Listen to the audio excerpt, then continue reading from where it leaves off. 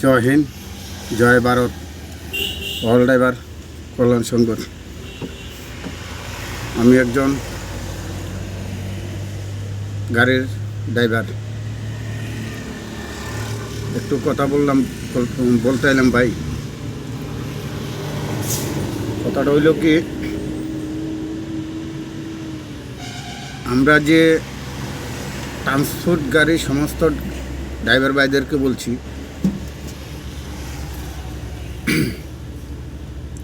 এবার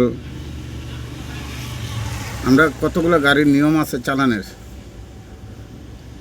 মনে করো এই যে আমার গাড়িটা অনেকখানি জার্নি করে এলাম, আইয়া একটু দূর জিরাইতে বললাম, কী করবো ভাই, আমরা তো গাড়ি চালে ভাত খাইতে হইব। মালিকের একটা টায়ার যদি ক্ষতি হয়, মালিকের দিকেও আমরা চাইতিব, মালিকও আমরা দিকে চাইতিব। তার কারণে কুতুর ভাই আমরা ধীরে ধীরে গাড়ি চালানোর প্রয়োজন দরকার। এক নম্বর কথা হইল কি, আমরা মনে করো যে গাড়ি যে সময় স্টার্ট করুম, আমরা প্রয়োজন এক নাম্বার গাড়ির সিট বেল্ট। এই যে আমি যে সিট বেল্ট লাগাইলাম, এক নাম্বার যে সিট বেল্ট। দুই নাম্বার কথা হলো, আমরা যে সময় মালিকের গাড়ি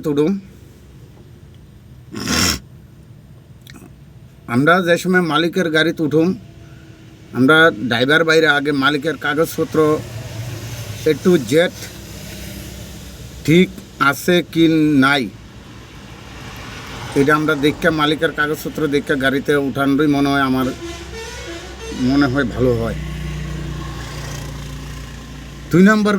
তিন নম্বর কথা হইল, ফির আবার মালিক যে সময় একটা ড্রাইভারের গাড়ি তুলবো, তোলার সঙ্গে সঙ্গে ড্রাইভারের কি কাগজপত্র আছে কি নাই, এটা দেখে মালিকে ড্রাইভারটারের গাড়িতে তুলনের দরকার। কারণ শুধু আমার একলা না, মালিকেরও দরকার, ড্রাইভারেরও দরকার। আর দুই নম্বর কথা হলো, চার নম্বর কথা হলো যে ভাই আমরা নেশা অবস্থায় গাড়ি চালাইও না। কেননা আমরা তো হয়েছে ভাই লুট গাড়ি থাকে সবসময়।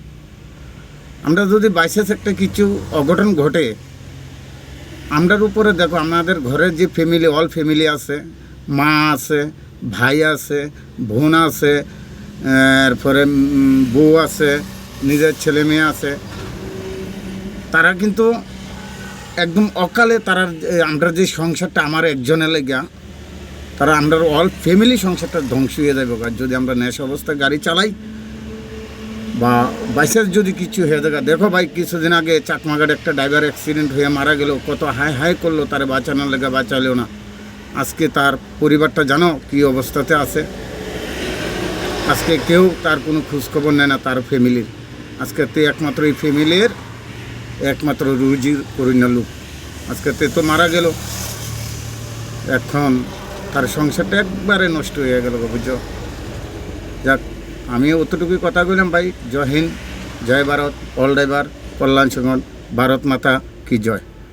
রাখি ভাই, হ্যাঁ।